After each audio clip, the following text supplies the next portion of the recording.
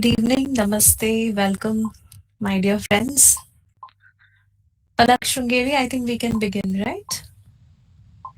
So, friends, before I start, I would like to give a short disclaimer, and that is I'm not an expert on the subject. I'm very much um, a sadhaka learner. I'm exploring this subject, and I would love to share with you whatever I have been able to so far in this journey. It will be very helpful if you have a notebook, a journal along with you. And as we all know, here in India, I think the culture that we celebrate here in India, there is some beauty that, come this month of monsoon, and you already start feeling this kind of devotion. बारिश आती है और आपको अपने आप से ये एक ऊर्जा अपनी तरफ खींचती है Bhagwan Shiv ki, and you get to see people worshipping or people doing their sadhana in whatever way that appeals to them. So here, today we are touching upon a very sacred, a very ancient text. Yes, good evening and welcome all my dear friends. आप सभी का बहुत बहुत स्वागत है. तो हम शिव सूत्र एक्सप्लोर कर रहे हैं. बीच बीच में we will also be doing some journaling, some reflections, and if you have anything that you like to share, I think let's do that towards the end. Let me just quickly cover it up. Shiva Sutra एक book है और उसके बारे में हम थोड़ा सा आज we will just be starting. So let's begin with the blessings of God Shiva, the Adi Yogi, Mahayogi, the first Guru. And let us quickly anchor ourselves and ground ourselves into this present moment. Let's take a deep breath. And we can look at our environment, our room, our surrounding. And let's try to find one thing that we can appreciate right now, one thing that we can be grateful about. And let's just ground ourselves into this moment here. Let's try to make the best of these 40-50 minutes that we get to spend here together. So, Shiv Sutra. So, Sutra is a word that it's very interesting to understand what a sutra means here in this context. And I am going to refer a lot of interpretation by Osho also. I'm reading Shiv Sutra by Osho right now.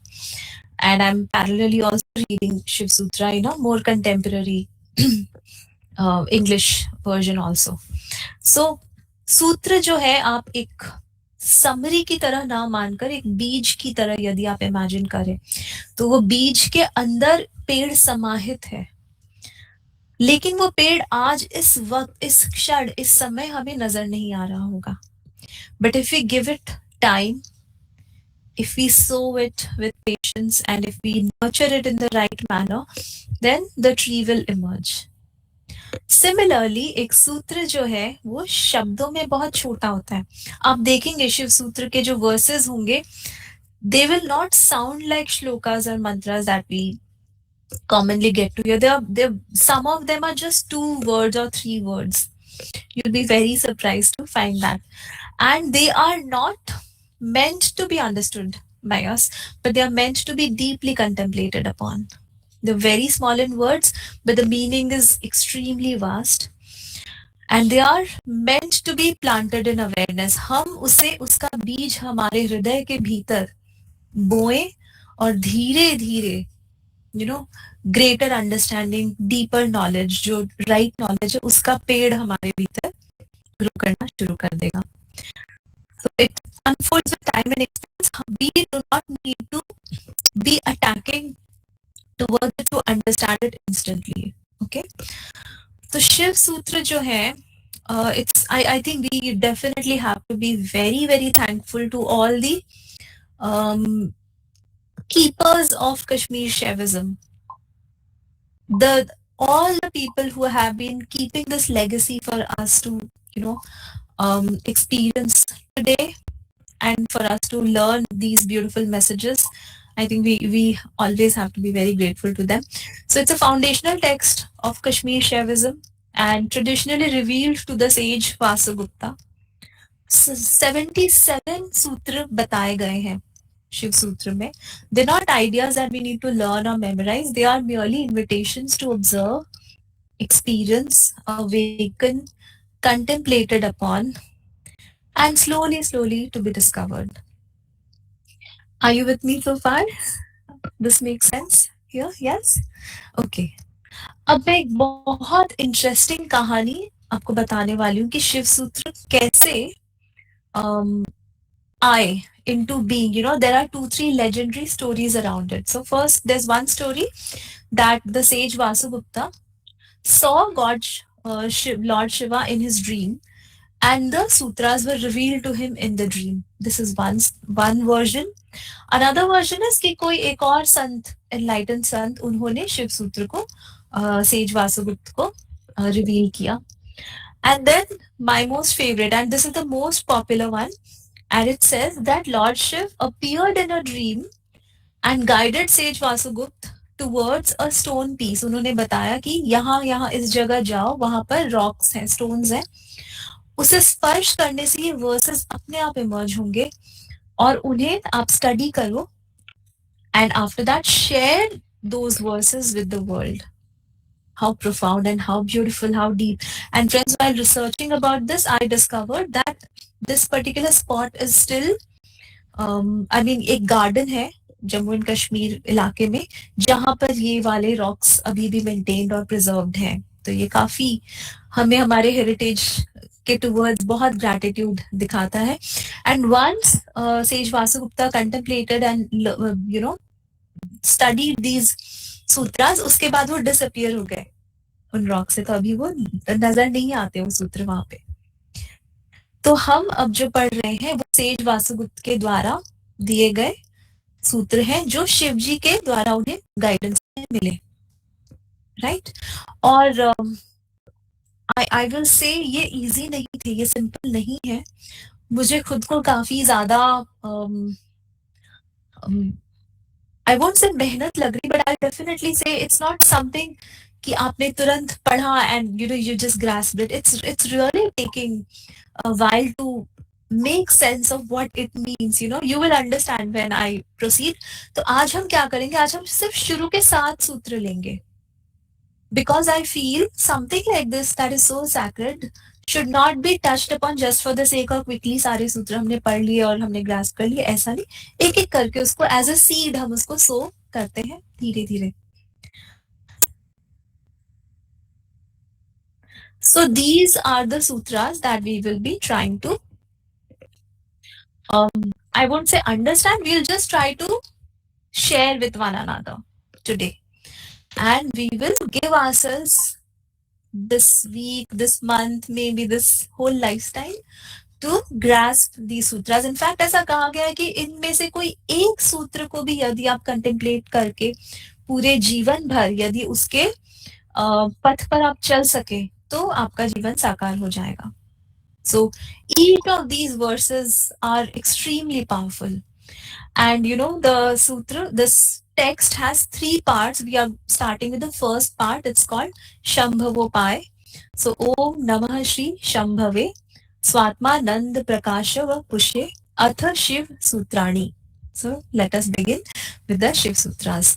और ये 7 सूत्रास हम start करेंगे. मैं इसको एक एक करके कोशिश करूंगी आपके सामने थोड़ा थोड़ा अनफोल्ड करने की. प्रथम जो है, आप सभी ने, यदि if you are familiar with this work, आपने ये शुरू के 2-4 सूत्र आपने डेफिनेटली सुने होंगे. द फर्स्ट वन इज चैतन्यम आत्मा, ज्ञानम बंधः योनि वर्गः कला शरीरम, ज्ञानाधिष्ठानम मातृका, उद्यमो भैरवः. I think this is extremely powerful. ये सुन के ही काफी अमेजिंग लगता है. शक्ति चक्र संधाने विश्व संहारः, जागृत स्वप्न सुषुप्त भेदे तुर्या भोग संभवः. These are the 7 verses that we are going to explore today. So with Blessings of the divine, my beloved friends, let us begin.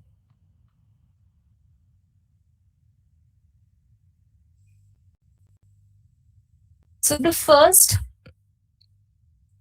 verse is Chaitanyam Atma. I would just pause for a while and let you soak into this.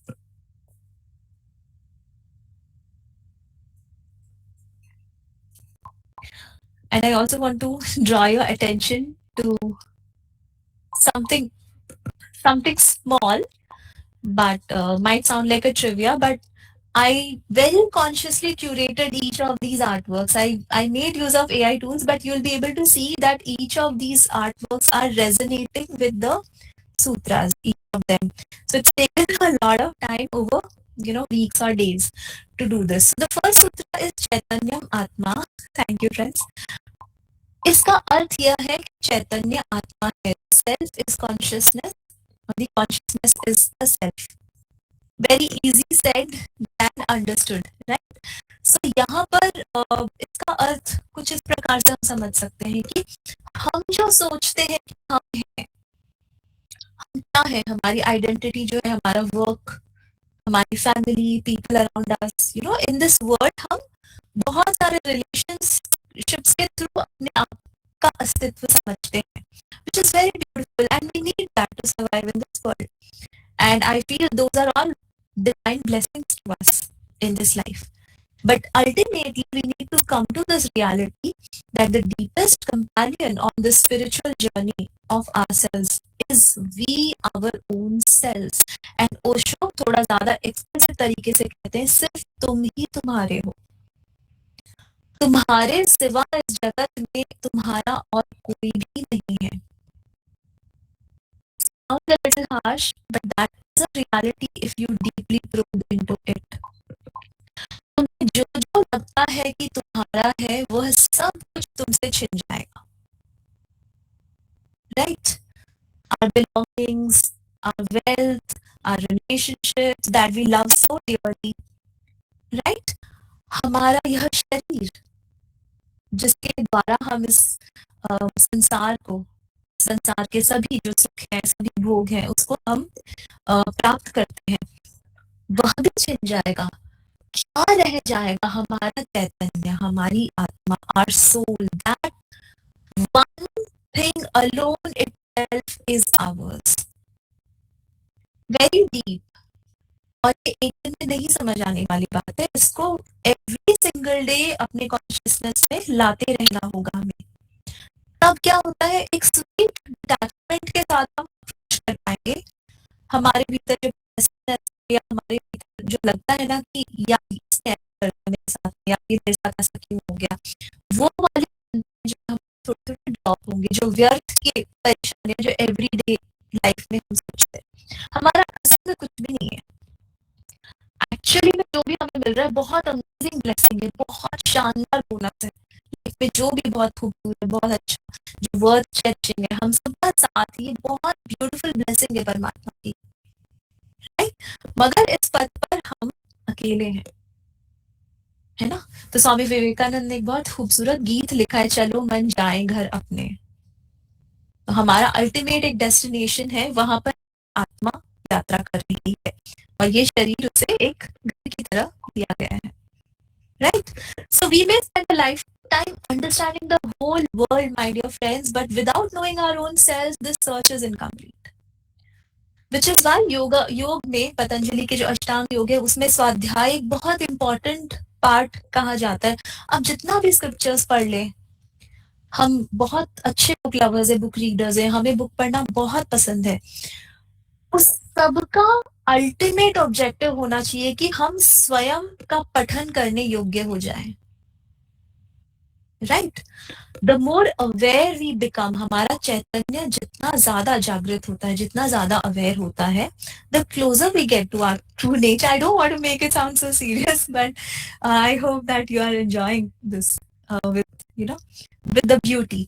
The more we live unconsciously, the further we drift from ourselves. And beloved friends, हम में से बहुत अधिक लोग most of our days थोड़ा सा unconsciously करते हैं, lead thinking कि अरे we have forever, but we don't have forever. कभी कभी पड़ोसी के घर से जनाजा निकलता है, कभी कहीं से भी कुछ भी ऐसा रिमाइंडर्स आता है। तो ओशो कहते हैं every single day has to be a reminder to us that life is extremely transient. हम अखबार खोलते हैं, हम डेली न्यूज पढ़ते हैं, ये डेली रिमाइंडर्स हैं। लेकिन हमें ना कभी ये रिमाइंडर ऐसे नहीं आता कि ये हमारे साथ भी होने वाला है, बट ये लाइफ की सबसे बड़ी रियलिटी है। तो इसको बिटरनेस के साथ नहीं, इसको ग्रेस के साथ हम ले सकें कि ये एक एक श्वास हमारे लिए बहुत सुंदर एक ग्रेस की तरह, डिवाइन ग्रेस एक ब्लेसिंग है। तो यहाँ मैं हर सूत्र के साथ में, मतलब मोस्टली सारे सूत्रों के साथ में कुछ रिफ्लेक्शंस आपको दे रही हूँ। You can take a screenshot and मैं ग्रुप में ये शेयर भी कर दूंगी आप सभी के साथ में एज अ पीडीएफ। तो रिफ्लेक्शन ये है कि हम जैसे जैसे अवेयर होते हैं, हम माइंडफुलनेस टेक्निक्स करते हैं, हम ब्रीदिंग करते हैं, योगा करते हैं, those forms of awareness techniques, they bring us closer to ourselves. Unconscious living creates a distance from our true nature. हमारे जो भी कॉन्सिक्वेंसेस हैं हमारे एक्शंस के, उसी को हम चुका रहे हैं। पता है ये हार्श लगता है, मगर हमारे लाइफ में जो भी नेगेटिव एक्सपीरियंसेस आते हैं, अगर हम उसे ऐसे सोच सकें कि मैं मेरे कर्मों का, मेरे प्रारब्ध का जो भी प्रोज एंड कॉन्स था, जो भी मैंने हिसाब किताब किया था, I am repaying all of that. उस नजरिए से जब हम देखते हैं ना, तो लाइफ बहुत आसान हमारी बन जाती है। अगर हम ऐसा सोचते हैं कि यार मेरे साथ सारा बुरा चीज हो रहा है, तब हम विक्टिम की तरह रह जाते हैं फॉरएवर। लेकिन हम ड्राइवर सीट पे आते हैं जब हम सोचते हैं I had done something, I had invited this through some of my actions, let me go through this और let me purify my self more and more. Every step inwards is a step towards total freedom. And some journaling prompts for us here in this context is, जब मैं अपने सारे labels हटा देता हूँ कि मैं एक बुक रीडर हूँ, या मैं एक म्यूजिशियन हूँ, मैं एक मनोवैज्ञानिक हूँ, मैं एक शिक्षक हूँ, मैं एक योगी हूँ, मैं एक बिजनेस पर्सन हूँ, डॉक्टर हूँ, जो भी मेरे आइडेंटिटीज है, वो सब जब मैं हटा देता हूँ, तो मैं कौन हूँ फिर? और मेरे क्या क्या सोच, बिलीव्स, मेरे क्या क्या आइडेंटिटीज मुझे मेरा ट्रू सेल्फ एक्सपीरियंस करने से रोकते हैं। And you could try, I think this would be very beautiful, you could try to recall a moment when you felt deeply present, deeply peaceful, or extremely alive. I'm sure all of us have experienced that moment. कभी meditation में, कभी प्रकृति के सानिध्य में, कभी किसी बहुत प्यारे लव्ड वन के बीच, जहां बातचीत ज्यादा नहीं हो रही है, साइलेंस है, और हमने वो अनुभव किया। What was different about that moment? I think this is a great reflection that we can engage into. And if your deepest essence is already whole, aware, and free, which it is actually, we don't realize it, what is one small way you would choose to live differently this week? So these are some reflections that you can try. I will share all of this. So आपको सब अभी करने की आवश्यकता नहीं है, हम gradually आगे बढ़ते हैं. Now let's come to the next sutra, and that says, and it's very contradictory. It says Jnanam Bandha. And what does it mean? It means ज्ञान बांधता है, ज्ञान बंधन है. But that is very ironical. This is something contrary to what we believe. But here in this context, ये कौन सा ज्ञान है? ये अज्ञान है जो हमें बांधता है. तो आप इस ज्ञानम बंधः को ये भी सोच सकते हो अज्ञानम बंधः असल में, क्योंकि जो ट्रू नॉलेज है वो लिबरेट करता है, और जो सो कॉल्ड नॉलेज है, जो हमें लगता है कि बहुत वैल्यूएबल है या इंपॉर्टेंट है, वो हमें बांधता है. So not all knowledge is liberating. Most of the knowledge that we have, that we call as knowledge, beloved friends, is merely accumulation of information. And in today's times, there is so much of infobasity. I mean, these are some themes that I contemplate upon a lot. I strongly feel today overload of information available at our disposal is highly problematic to us. I mean, when we were lesser, I think things and life was simpler, then we were able to be more present into life around ourselves. So हमारा जो knowledge, जिसे हम knowledge कह रहे हैं, वो borrowed है books के द्वारा, शिक्षकों के द्वारा, गुरुओं के द्वारा, स्क्रिप्चर्स के द्वारा, दूसरों के अनुभवों के द्वारा, which is amazing. It helps us navigate life, but it does not take us beyond. Right? पार होने के लिए ऐसा ज्ञान जो है वो बंधन है. ठीक है? तो क्या ज्ञान हमारे लिए इंपॉर्टेंट है? स्वाध्याय. Again we will again keep coming to the same theme. आपको आप पाएंगे कि सारे सूत्र जो है वो एक ही थीम पर हमें लेकर के आएंगे. When we begin to identify ourselves as the one who knows, हमें ऐसे कितने लोग रोज नजर आते हैं, अरे मेरे को सब पता है, मेरे को मत बता, तू नहीं जानता मैं कौन हूँ. इस तरह हमारे लाइफ में एवरीडे इतने सारे लोग हम देखते हैं और वो ईगो बढ़ता चला जाता है. आई थिंक ये कोटेशन हमने पढ़ा होगा कि it's so important for us to know what we don't know. It's very important. All of us do not need to know everything under the sun. That much of clutter हमारा पूरा hard disk crash कर जाएगा.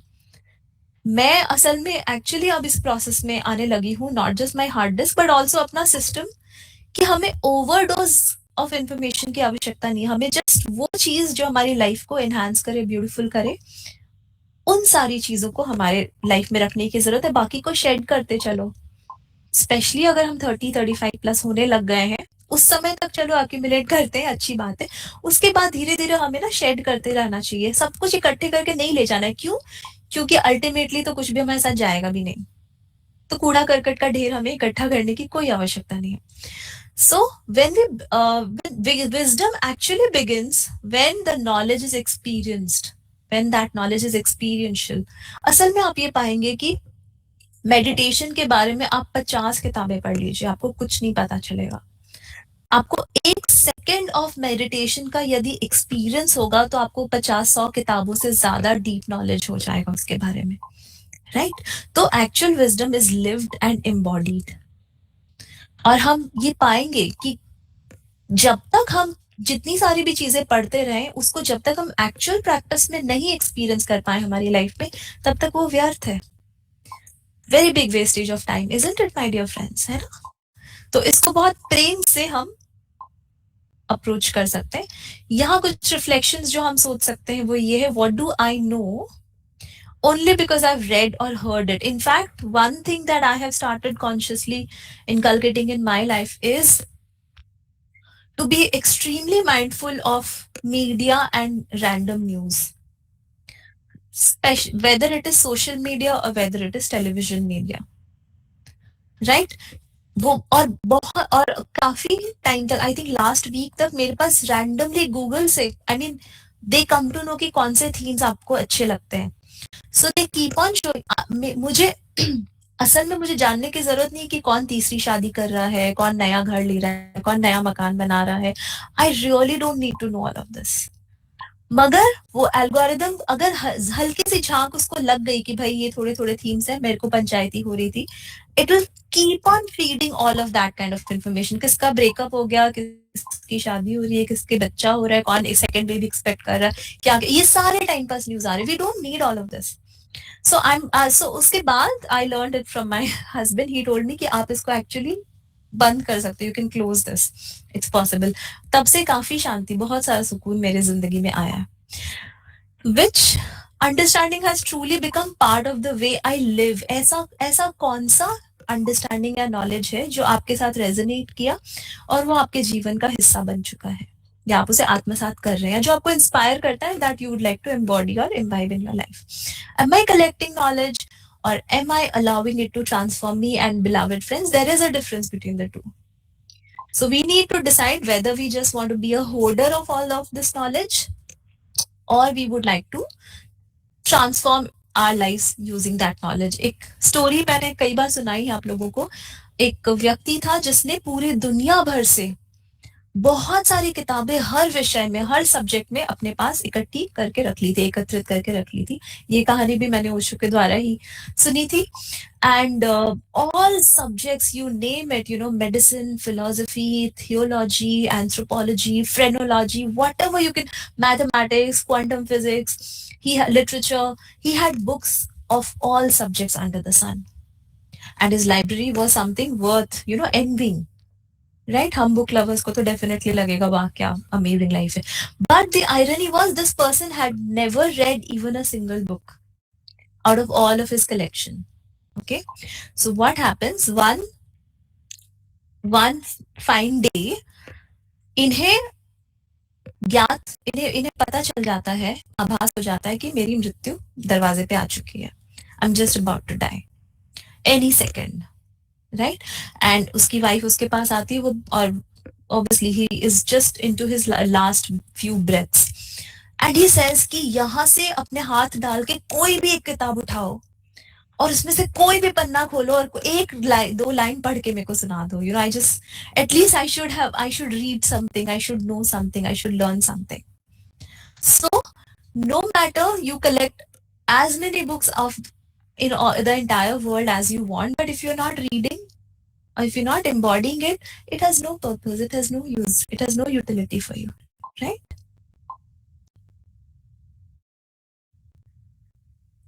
तो यहाँ पर आप ज्ञान के कॉन्टेक्स्ट में ये सोच सकते हैं कि ऐसा क्या आइडिया है जो मैंने अनुभव किए बिना ही एक्सेप्ट कर लिया है, और कोई एक लेसन जो लाइफ ने सिखाया है मुझे, जो किसी किताब से मैंने नहीं सीखा.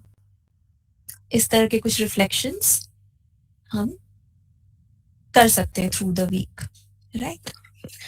This one is called Jnanadhishtanam Matrika. This is slightly tougher, I'll confess. I have not mastered understanding this, which is why there's just one slide around it. If I do master it, maybe next week I'll come back to discussing this a little more. But it meant कि समस्त ज्ञान जो है सृष्टि में, संसार में, जो भी जिस भी प्रकार का, उसका जो अधिष्ठाता या उसका जो आधार है, वो मात्रिका है. Matrika here means syllables, language, words. Okay, so हमारे जो थॉट्स हैं, जो भी तरीके के विचार हमारे भीतर आते हैं, जो भी शब्द हम यूज करते हैं, डीपली हम उसको एनालाइज करें तो हम उसके बियॉन्ड हैं. हम लिमिटेड है हमारे थॉट्स या हमारे लैंग्वेज या हमारे कम्युनिकेशन के द्वारा, but our awareness is more than that. By becoming aware of our inner dialogue, we can stop letting these words control our reality. अभी फिलहाल आप अपने लाइफ में एनालाइज करेंगे तो आपका जो सेल्फ टॉक है, आपके जो वर्ड्स हैं, आप जो पढ़ते हैं, लोग जो आपको कहते हैं, वो आपको कंसिडरेबली इम्पैक्ट करता है. तो हम फिर उस शब्दों के द्वारा इम्पैक्ट होने के बजाय हम खुद ड्राइवर सीट पे आ जाते हैं, is what I understand right now, but I will be reading this a little more deeply and I'll come back to this sooner. Okay. The next one here is Yoni Vargah Kala Shariram. Okay. So again, हमारा जो शरीर है वो प्रकृति के द्वारा, योनि जो है वो हमें प्रकृति से मिलती है, और कला यहाँ पर जो है वो हमारा जो कृत भाव है, so over the various lives that we have led in our past, हम अपने कर्मों के द्वारा, अपने जो कृत जो एक्शंस हैं, उनके द्वारा हम अपनी वासनाओं को और आगे क्यूरेट करते हैं या कर्व करते रहते हैं. So in my previous lives, I may have done certain acts which have probably created my prarabdha, right? So my actions in the past, when combined with the yoni given by Prakriti, so Prakriti and my will to act or my will to do something, ये जब इकट्ठे होते हैं तब मुझे शरीर मिलता है इस जन्म में आकर के अपने और कृत्यों को करने के लिए या अपनी यात्रा को पूरी करने के लिए. Slightly deep, right? बट तो एट द डीपेस्ट लेवल हम सभी एक ही कॉन्शियसनेस से इमर्ज हुए हैं, हम सभी एक ही सोर्स से इमर्ज हुए हैं. और ये जब हम थोड़ा सा समझते हैं तो हमें फॉरगिवनेस आती है किसी ऐसे इंसान के टूवर्ड्स जिसके प्रति हम थोड़े से एंग्री हैं या थोड़े से फ्रस्ट्रेटेड हैं, राइट?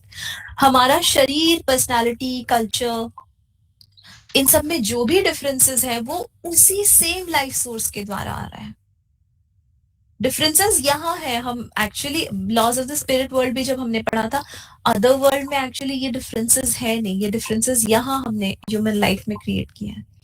बॉडी और माइंड हमारे लिए बहुत ज्यादा खूबसूरत इंस्ट्रूमेंट्स हैं, but they are not complete totality of who we are. Again, चैतन्य आत्मा। तो जब तक मैंने इसे ऐसा समझा है कि जब तक हमारे भीतर कृत भाव रहेगा या जब तक हमारे भीतर वासना बरकरार रहेगी, तब तक हमें शरीर प्रकृति के द्वारा मिलता ही जाएगा और हम जन्म पे जन्म लेते ही चले जाएंगे। तो हमें अगेन हमारे प्रारब्ध के आधार पर हमारे और वासनाएं आगे क्रिएट नहीं करनी चाहिए। ये बहुत आइडियल स्टेट है, बट हमें ये अंडरस्टैंड करना चाहिए कि हमारी अल्टीमेट डेस्टिनेशन जो है वो going beyond this cycle of life है। तो जब हम उस दिशा में प्रयास करना शुरू करते हैं, तब ये चक्र जो है या ये साइकिल जो है, तब ये एक स्टॉप पे या हॉल्ट पे या पॉज पे आता है। और हम एक ऐसी सभ्यता में हैं जहां बहुत सारे योगी, बहुत सारे ऋषि मुनि ने ये करके दिखाया है हमें। तो ओशो ये एक और बात कहते हैं कि अगर इसी प्रकार के फॉर इंस्टेंस स्वामी रामकृष्ण परमहंस का अगर एग्जाम्पल ले ले, यदि वो वेस्ट में हो तो उन्हें थोड़ा सा पागल करार दे दिया जा सकता है और वो बिहाइंड द बार्स या साइकियाट्रिक ट्रीटमेंट में होंगे, सेइंग कि वो हैलुसिनेशंस में है, उन्हें देवी माँ के दर्शन हो रहे हैं। But in the east we do understand that esoteric experiences like this is possible. So we do not deny this completely, right? ये संभव है, हमारे ancestors ऐसा करते रहे हैं. This is so normalized for us. And it's so inspiring for us. It propels us to move deeper into our meditations, into our yoga sadhana, and to move towards a journey where we are able to combine with the divine. Bhagavad Gita में भी इस तरह के बहुत सारे versus हमें मिलते हैं। तो इसमें कुछ रिफ्लेक्शंस जो हम कर सकते हैं वो ये है कि all we emerge from the same source. So what are some identities that we hold on to tightly? I may be holding this identity that I love reading books a lot. I think I love this identity about myself, or I love this identity that I'm a parent or a partner or a musician. इस तरह की क्या identities हैं जो आप अपने बारे में सोचते हैं? Beyond our differences, what connects all of us together? And how might life change if I look beyond just appearances? कोई व्यक्ति कैसा है, कहाँ से आया है, उसका कल्चर क्या है, उसके बियॉन्ड अगर मैं देख पाऊं तो लाइफ थोड़ी सी ज्यादा डीप तरीके से मैं उसको एक्सपीरियंस कर सकता हूँ. Few journaling prompts here. कोई एक ऐसा क्षण याद करिए जब आप किसी व्यक्ति से या प्रकृति से या म्यूजिक या साइलेंस से बहुत डीपली कनेक्ट कर पाए थे. I'm definitely sure you have had such experiences, right? What melted or dissolved into you during that moment? And if every person is an expression of the same consciousness, how do you choose to meet yourself and all other people this week? Considering that they are all extensions or experiences, expressions of the same consciousness. एक छोटी सी practice इस context में, just a few seconds it's going to take. ये हम करते हैं जब हम forgiveness के बारे में वर्क करते हैं, तो ये ऐसी प्रैक्टिसेस हम करते हैं. You can imagine somebody that you deeply love. कोई बहुत प्रिय व्यक्ति आपके जीवन में हो, आपके भाई बहन हो सकते हैं, पेरेंट, चिल्ड्रन हो सकते हैं आपके लाइफ में, अच्छे मित्र हो सकते हैं, पार्टनर हो सकते हैं.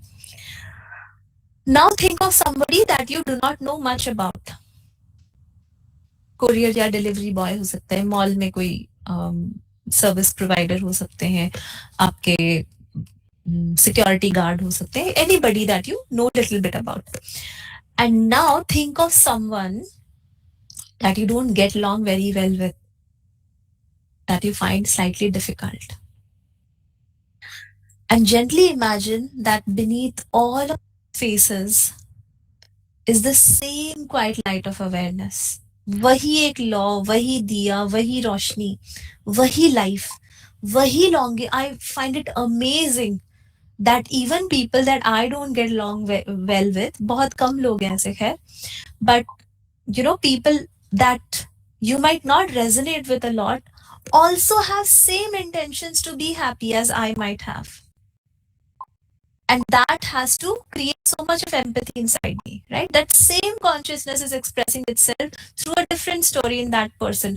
जब ये बात याद आ जाती है, my husband definitely tries to remind me of this. Whenever I find it very difficult to connect something about someone with difficulty, he reminds me कि उसी परमात्मा ने उस व्यक्ति को भी बनाया है. So, please treat that person also with that kind of respect or reverence. And sit with this understanding for a few breaths. कि आपका जो loved one था, उसको जब याद करते हैं आपके हार्ट गदगद फील होता है, आह्लादित फील होता है, बहुत अमेजिंग सी फीलिंग आती है, राइट? एक लव्ड वन को याद करके स्ट्रेंजर्स के टुवर्ड्स भी हम थोड़ा सा कंपैशन या काइंडनेस शो करें, और वो व्यक्ति जो आपके साथ बहुत अच्छा नहीं बर्ताव कर रहे हैं, not getting along very well with you, वो गांठ हमें अपने भीतर रखने की जरूरत नहीं है. वो रिजेंटमेंट एक पत्थर की तरह हमें परेशान ही करेगा. So we can just release that resentment and just think कि वो भी उसी डिवाइन कॉन्शियसनेस का एक्सटेंशन है. ऑफ कोर्स उसके साथ कॉफी पीने की जरूरत नहीं है हमें, but we can just show kindness and compassion towards all beings. And I think this is amazing. The next sutra says उद्यमो भैरवः. उद्यम ही भैरव है, या उद्यम से भैरव की उपलब्धि होती है, या उद्यम के द्वारा हम भैरव को प्राप्त होते हैं. Yes, this is really amazing. I love this. So उद्यम यानी एफर्ट, हार्ड वर्क. ट्रांसफॉर्मेशन हमारे जीवन में आता है जब हम अपना पूरा टोटालिटी के साथ में, पूरी त्वरा के साथ, यस यू एब्सोल्युटली राइट, पूरी टोटालिटी के साथ जब हम एफर्ट करते हैं, तब हम इस प्रेजेंट मोमेंट में आ सकते हैं, या हम डिवाइन कॉन्शियसनेस को एम्ब्रेस कर सकते हैं.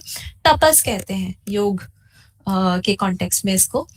True effort. लेकिन यहाँ पे ओशो ने एक बहुत अमेजिंग बात कही है. जब शिव सूत्र स्टार्ट होते हैं तो वो कहते हैं कि विज्ञान जो है, I mean no offence to scientists as such, but just the way he is approaching, he says विज्ञान जो है वो पुरुष का मार्ग है. Not that on only men should understand science. The approach to understanding science is masculine, is what he means. और धर्म जो है वो स्त्रैण है, वो फेमिनाइन है. So even if a man has to approach spirituality, you need to be very vulnerable. You need to come with prayerfulness, right? आपको झुकना पड़ेगा, आपको नमन करना पड़ेगा परमात्मा के प्रति, right? So यहाँ पे ट्रू एफर्ट जो है या उद्यम जो है वो मैस्कुलाइन एफर्ट नहीं है, आक्रामक नहीं है. सो ओशो सेज कि विज्ञान को अप्रोच करने के लिए आपको आक्रामक होना पड़ेगा. एक फूल को जब आप स्टडी करते हैं, अगर स्त्री चित्त से आप देखेंगे तो यू विल बी अमेज्ड, क्या ब्यूटीफुल फ्रेग्रेंस है, वाह परमात्मा ने कितना ब्यूटीफुल बनाया है. लेकिन एक साइंटिस्ट के हार्ट में आएगा कि यार इसके पेटल्स के क्या कंपोनेंट्स हैं, इसका सेंटर में क्या है, इसके अंदर क्या क्या चीजें बन रही है, क्या क्या केमिकल्स है इसके अंदर, right? And that flower is gone. उसके फ्रेग्रेंस को तो आप कैप्चर भी नहीं कर पाते, समझ नहीं पाते कि वो फ्रेग्रेंस कहाँ से आ रहा है, right? Both approaches are needed, but to approach spirituality the feminine way is the right way to go, is what Osho has suggested. So true effort here is not by force, not akramak. It is complete presence, it is sincerity, it is surrender, it is wholeheartedness, and prayerfulness is what we mean by udyam here. Every sincere step taken with awareness leads us to Bhairav, leads us to divinity. So यहाँ पे हम reflect कर सकते हैं कि मेरे जीवन में ऐसा कौन सा एस्पेक्ट हो जिसको मैं पार्शियली, टोटल एफर्ट नहीं दे करके मैं उसको कर रहा हूं, थोथे तरीके से या छिछले तरीके से मैं कर रहा हूं अपनी लाइफ में. And what would it feel like to bring my whole attention to this particular moment. As a psychologist ये मेरे साथ भी होता है, ये हम सभी के साथ होता है.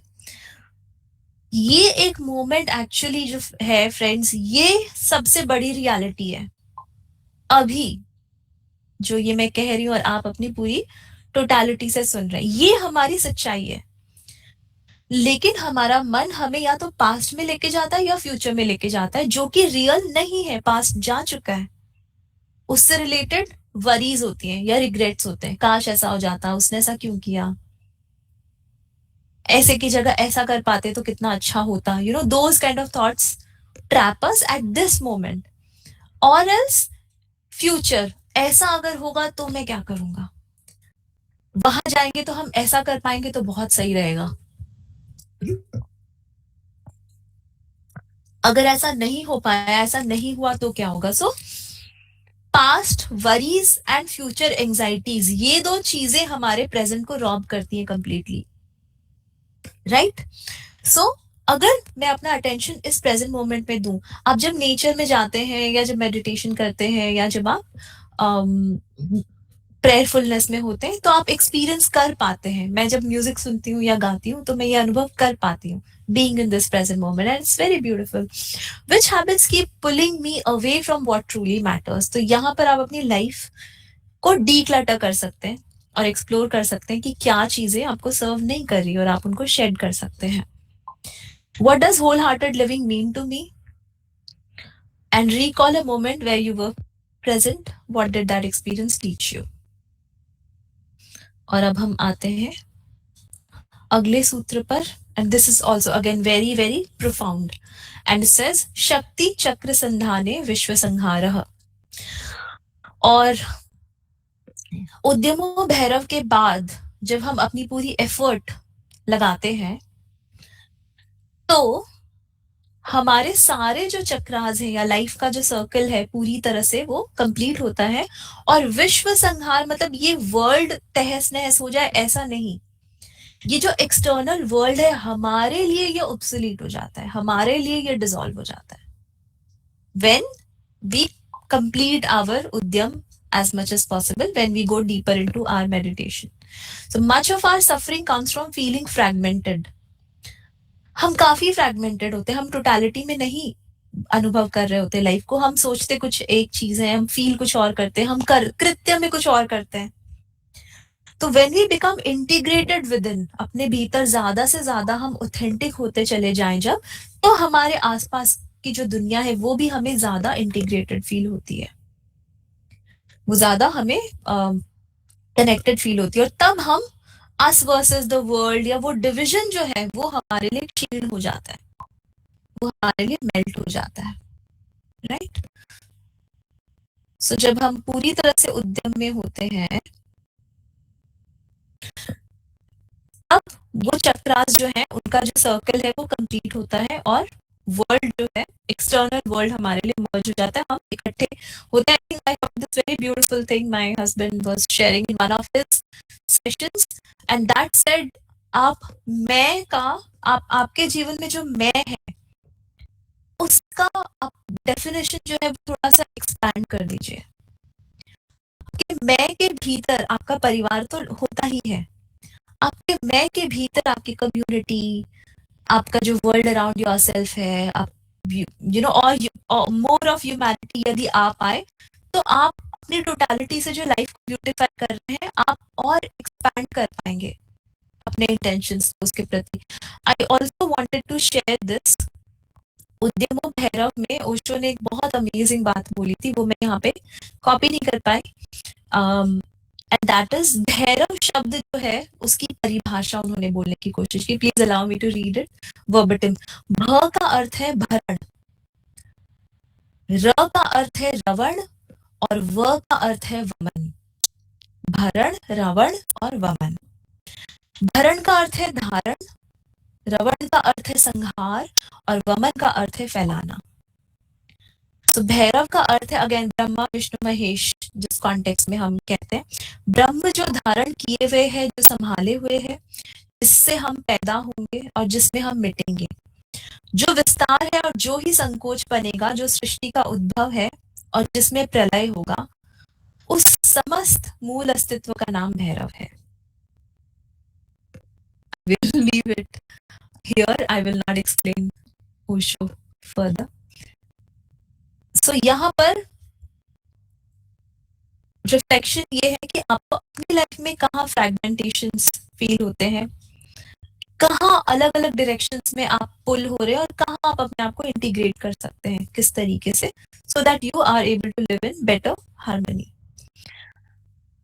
So what are the areas where you experience great inner conflict, and when do you feel most aligned or at peace with yourself? I think हम सभी ऐसा एक्सपीरियंस कर पाते हैं. हम सबसे ज्यादा अलाइंड या एट पीस कब होते हैं? जब हम वो चीजें कर रहे होते हैं जो हमें बहुत अच्छी लगती है, बहुत अच्छा फील होती है. Maybe when you are reading something, या when your day is going on in order the way you wanted, when your loved ones are around yourself, when you feel greater peace.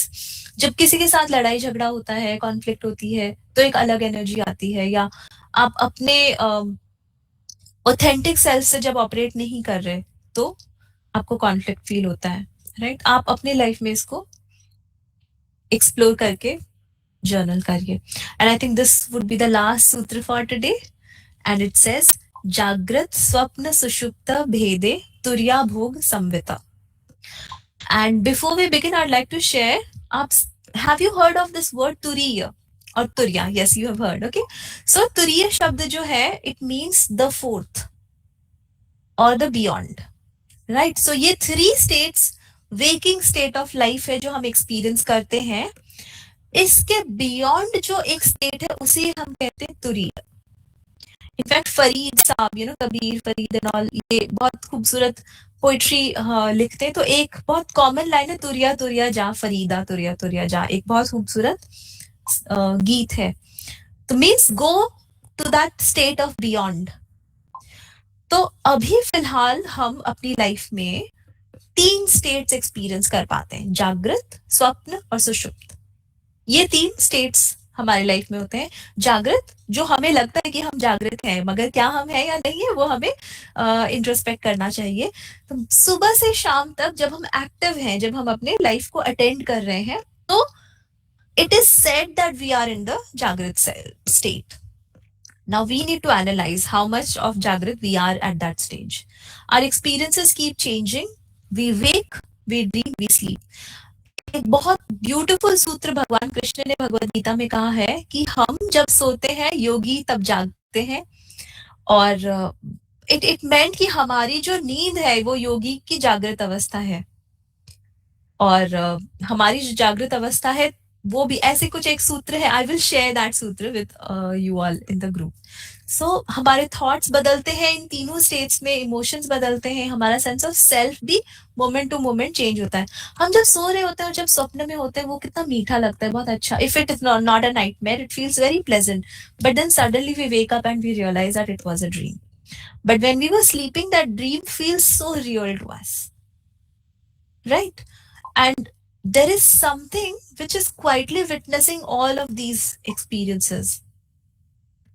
That something is first sutra, Chaitanya Atma. That first is our Chaitanya, which is a witness to all of these experiences.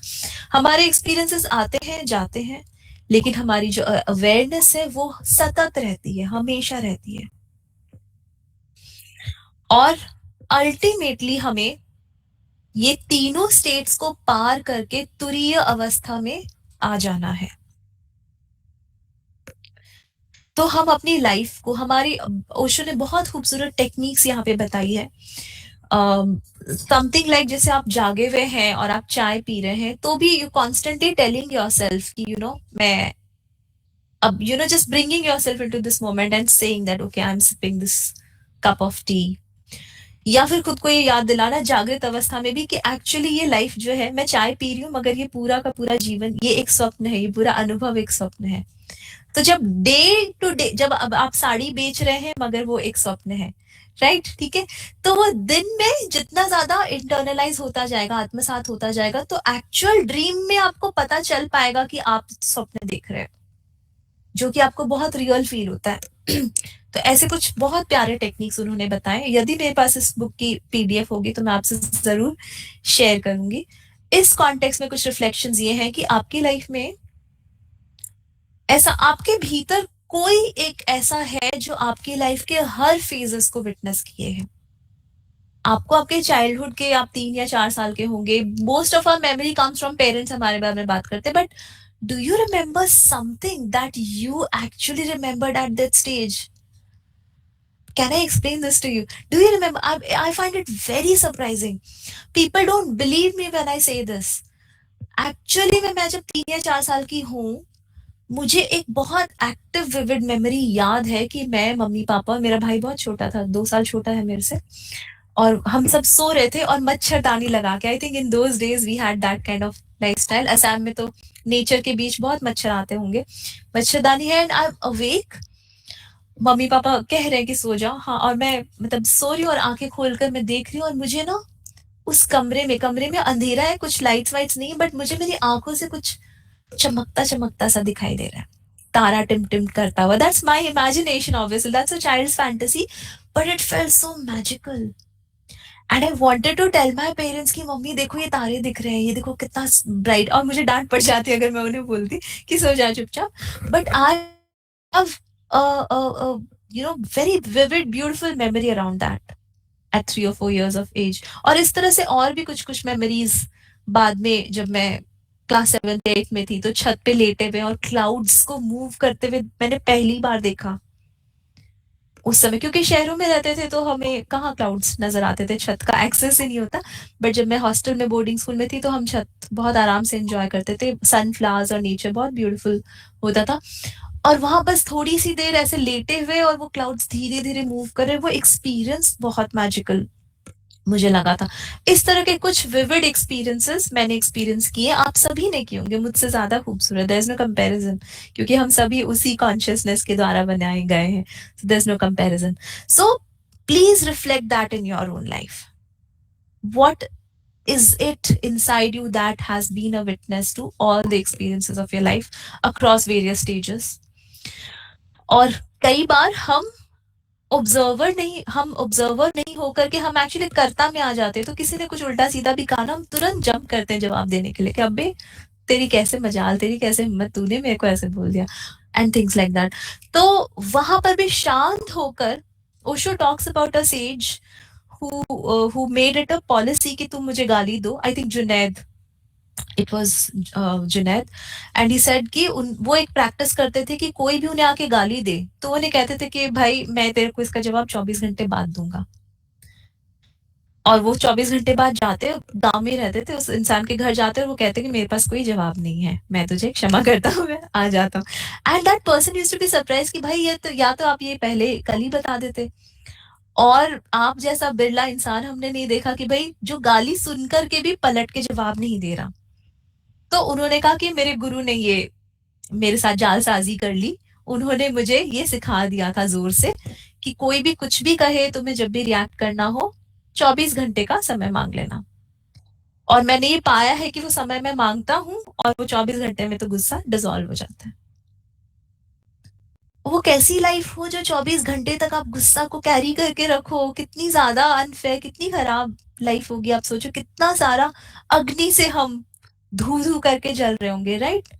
We don't deserve, I think anger is a fire in which we burn ourselves more than the other person. अगले व्यक्ति को तो पता भी नहीं चलता कि आप उससे गुस्सा हो रखे हो half of the time, right?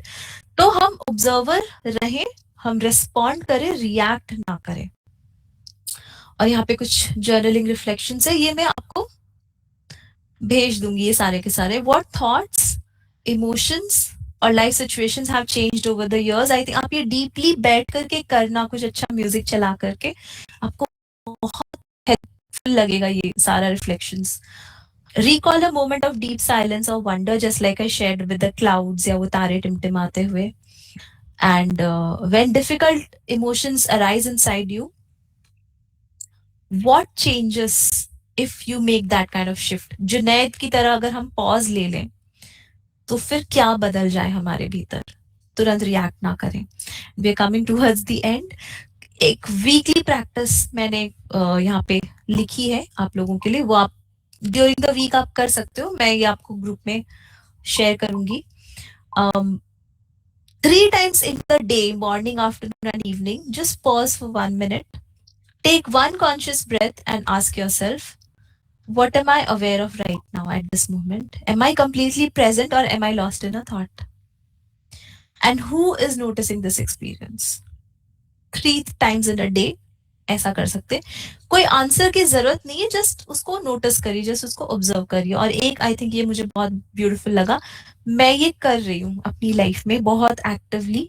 मेरे जो क्लोज मित्र हैं उन्हें पता होगा, मैं अपने अटेंशन को, अपने स्क्रीन टाइम को बहुत कॉन्शियसली मॉडरेट करने की कोशिश कर रही हूँ।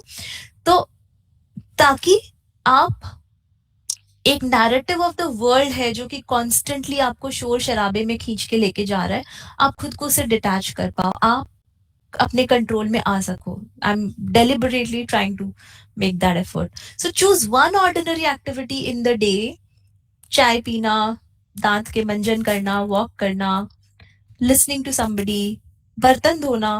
मल्टीटास्क ना करें। मैं बहुत जोर से मल्टीटास्क करने वाली इंसान रही हूँ। आई एम समवन, एक जगह सब्जी छौंकी हुई है, मम्मी से फोन में बात हो रहा है, बर्तन धुल रहे हैं, लॉन्ड्री चल रही है, बच्चे को भी पढ़ाया जा रहा है। All of I have been that kind of person, imagine, and I used to feel कि I'm saving time and I'm getting a lot of work done. I realize I don't need to multitask. And when I focus on one task at a time, मेरे को आराम मिल रहा है ज्यादा। और मैं multitask कर रही हूँ, बच्चा भी चिल्ला रहा है, मम्मा मम्मा ये सम्स बताओ, वो बताओ, and I am being overwhelmed, और उसका कोई फायदा हो नहीं रहा, राइट? तो एक टाइम पे एक चीज करो, उसे कंप्लीट अटेंशन देकर के अच्छे से कंप्लीट कर लो। एक्चुअली बात ये है कि हम जब ग्रो हुए हैं, हम मिलेनियल जनरेशन जब ग्रो हुए, तब मल्टीटास्किंग एंड हसल जो है हमें बहुत जोर से सिखाया गया है। सारी सेल्फ हेल्प बुक्स में हमने यही सीखा, get more done in your day, hustle, that is the need of the hour, you will become cool, you will become superior more than the, you will beat the average. ये वाली भाषा हमें सिखाई गई है। अब हम उसको अनलर्न कर रहे हैं। हम रियलाइज कर रहे हैं कि हम ordinary life is very beautiful, single tasking, unitasking is valuable more than multitasking. And here is my final slide for the day. May these Shiv Sutras that we read today guide you this week and throughout our life. All of these sutras, Chaitanya Mahatma, Jnanam Bandha, Yoni Varga Kala Shariram, Jnanadhishthanam Matrika, Udyamo Bhairavah, Shakti Chakra Sandhane, Vishwa Sangharah, Jagrit Swapna Sushupta, Bhede Turya Bhog Sambita. Thank you so much for listening to me with so much of beauty.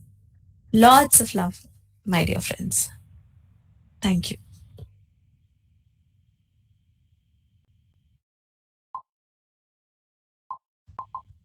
Palak, all yours.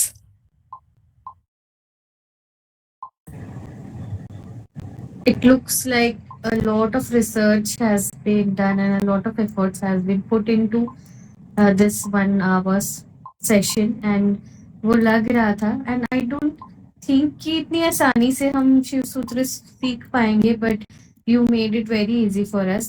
Thank you so much, because this could be a very good start, and मुझे आपके through समझ में आ गया शिव सूत्र, जितना भी आपने समझाने की कोशिश की, तो thank you so much for that. And I hope all of us might resonate कि अगर हम अकेले पढ़ते तो शायद इतने अच्छे से नहीं समझ पाते जितने अच्छे से ऋचा जी ने हमें समझा दिया, तो it's wonderful. Thank you so much, Richa ji. Firstly, I would request everyone to turn on the cameras, and Sher sir, if possible, please take a selfie for us. Yes. And Yes, good evening. yes. Yes, good evening.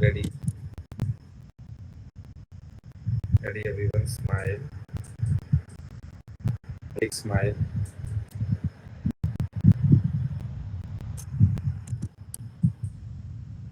Done.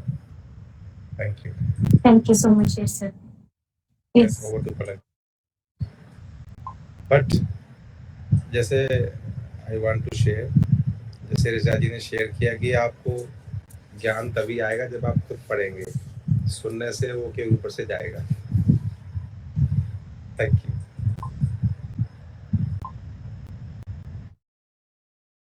Very true sir. And sometimes ना कभी कभी ऐसा होता है, अगर गुरु कुछ सिखाते हैं उसके बाद आप पढ़ो तो ज्यादा अच्छे से समझ में आता है। तो I think this is the start to our reading journey, and thanks to you Richa di, I just picked up Shiv Puran because of you and inspired by you. आप बहुत एक अच्छे से माहौल बना के आप पढ़ रहे हैं, तो I will also start reading some text on Shiv ji. So thank you so much. Yes, please, the stage is free for sharing. Anyone would like to share?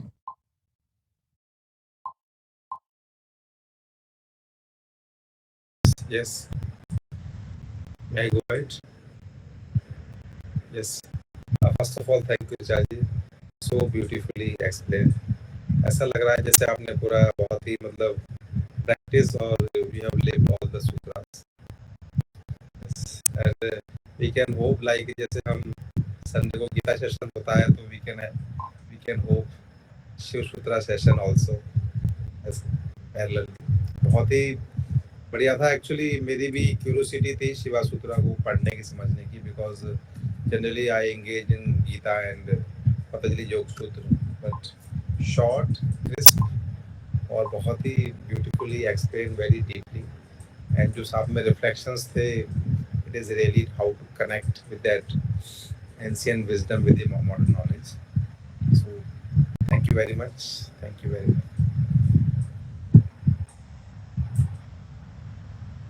Yes, Sumit sir, would you like to share? Yeah, definitely, because Richa ji का session तो always special होता है, क्योंकि सबसे पहले तो सरस्वती देवी की कृपा है उन पे. She has amazing style and swag of narration. तो ऐसा लगता है कि हम कहीं और पहुंच गए हैं जब उनको सुनते हैं. और सेकंडली, जब उन्होंने बोला कि आप याद कीजिए जब आपने मेडिटेट किया हो और सब कुछ, तो आई जस्ट रिमेम्बर कि मेरा जो विजिट था ईशा में, कोयम्बतूर, तो वहाँ पर क्या है कि जैसे मोबाइल रखवा देते हैं, vehicles are not allowed inside, and it is so peaceful and so pious environment कि मतलब जहाँ बर्ड्स भी विदाउट फियरलेस आपके बाजू से पीकॉक जा रहे हैं. Just imagine you see the cow. वहाँ मतलब आप नॉर्मल काउ देखते हैं और वहाँ जो काउ देखिए उसके फेस पे you can see the smile. मतलब जस्ट इमेजिन, वो मतलब इतना हैप्पीनेस है उसके चेहरे पे, और इतना मतलब फियरलेस एनिमल्स है आपके आजू बाजू घूम रहे हैं. Amazing environment. और वहाँ पर जो सदगुरु जी मेडिटेशन कराते हैं, तो यू फील लाइक ब्लैंक. मतलब टोटली आपको पता ही नहीं चल रहा कि आप कहाँ हो.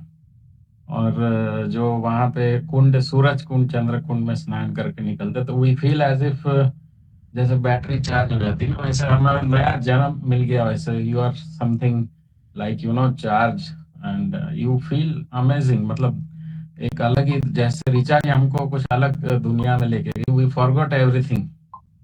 सो उसी तरह से एक्सपीरियंस हुआ. और thank you Richa ji for because generally जैसे उन्होंने कहा कि we are always engage in hustle, and हम लोग वही रूटीन में हम लोग फंसे हुए होते हैं. So this kind of time also is necessary, sometimes that is required. Thank you very much. Thank you.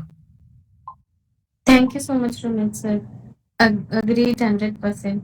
Varnika, would you like to share? Hi everyone. It's good to see Richa ji again and everyone. After a long time, I think I've attended the full session, and actually, it was just that I started off और मुझे initially समझ नहीं आ रहा था, but I think वो रिचा जी की आवाज या कुछ तो था जिस वजह से I just stayed back. Okay, and eventually, of course, everything made sense. Just one thing I wanted to ask, that आपने जो reflections निकाले या जो भी journaling थी, वो that was something you yourself came up with related to that sutra, and if and can you share also, because I wanted to journal or find out something. So, but this time that I made first, maybe I can do it later. Yes. I mean, I mentioned that I will share a PDF of this presentation. I mean, we are doing this every week. So hopefully, we're going to try doing this every week this month.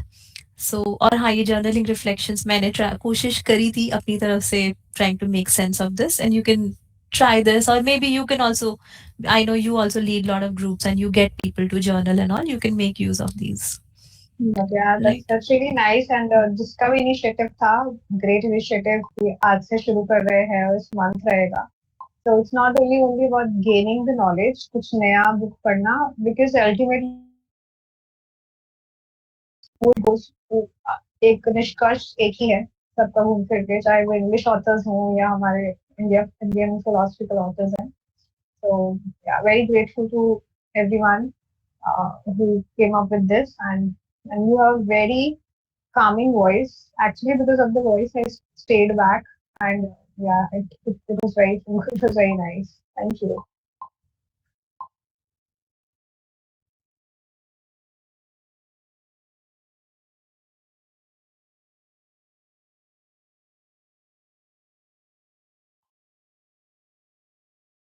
Wonderful. Thank you so much, Parnika. All right, Kamala sir, would you like to share?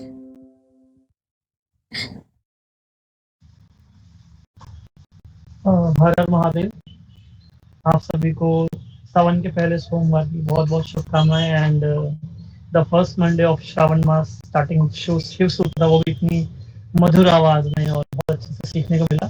Honestly मैंने पहली बार शिव सूत्र के बारे में पढ़ा या जाना, और दो दे आर लाइक, जैसे ऋचा जी ने स्टार्टिंग में बोला, ये बहुत शॉर्ट है। जैसे हम योग सूत्र की बात भी करते हैं, उसके अंदर भी जो सूत्र दिए हैं वो बहुत शॉर्ट है, लाइक अथ योगानुशासनम या जितने भी सूत्र योग सूत्र पे दिए हैं। शिव सूत्र मैंने ऑनेस्टली कभी पढ़ा नहीं था, सुना बहुत था, लेकिन आज जब पहली बार सुना समझा तो बहुत अच्छे से समझ में आया। काफ़ी चीज़ें मैं रिलेट भी कर पा रहा था। और जो छोटे छोटे मेडिटेशन बीच में करवाए कि close your eyes and just imagine, तो रिसेंटली अभी दिल्ली में, मतलब डेफिनेटली इट्स रेनी सीजन, तो आई लव रेन्स। तो मेरी मॉर्निंग में क्लास ओवर हुई थी एंड इट वाज रेनिंग। मैं पार्क भाग गया and I left my phone behind, और मैं वहाँ पे ग्रास पे नंगे पैर चल रहा हूँ और मिट्टी में चल रहा हूँ। I was sitting there feeling that rain drops over me. तो वो एक ऐसा मतलब पल था जहाँ पर आई कैन से हाँ आई वाज विद मी। और काफी जो चीजें ऋचा जी ने बताई, आई से कि it's not just this 1 hour session, this session will continue until we'll do all the reflective questions, going through with all the journaling prompts, और वो तब तक हमारे साथ ही शिव सूत्र रहने वाला है। So I'm waiting for those PDF, and I was so excited for this session today. Actually I was in market today, so I took my earbuds with me कि अगर मैं वहाँ पे लेट हुआ तो I'll not miss the session, anyhow I'll attend the session, but somehow I came back on time. And always pleasure listening to you Richa ji. और जिस तरीके से आप बोलते हो, बताते हो, बहुत अच्छे से समझ में आ जाता है, और it was really wonderful. And definitely will go through with all the reflections and journal questions, क्योंकि सिर्फ ज्ञान लेकर चले जाना और उसको बिना समझे या बिना इम्प्लीमेंट करे तो वो ज्ञान बस ज्ञान ही रह जाता है। तो उसको इम्प्लीमेंट करना, उसको आत्मसात करना बहुत ज़रूरी हो जाता है। So we'll go through with that reflective questions and journaling prompts. So once again, thank you so much. Har Har Mahadev. Yes, thank you so much, So, everyone. And okay, with ji, that, we come to the end of the session. Thank you so much, Richadi. Thank you so much, everyone, for joining. Good night. Bye bye. Bye.